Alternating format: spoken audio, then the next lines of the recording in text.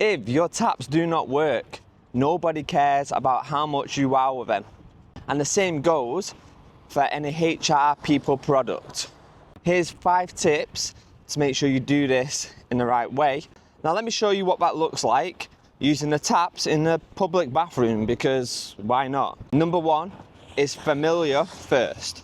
So I go into a public bathroom, I'm familiar with how taps work. I can predict what will happen when I put my hands under the tap. I know what to expect. If the water doesn't come out, then I'm annoyed. My hands feel dirty and that whole experience is just a bit meh. So the first thing we need to do is concentrate on them simple, familiar firsts. Make sure they work.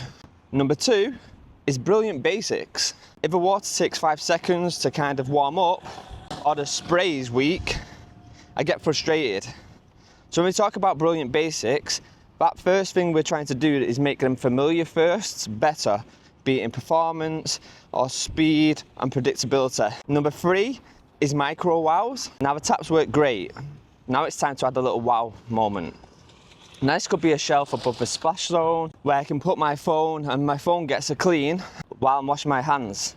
That's especially important for them people who play on their phones while on the toilet. Yes, you.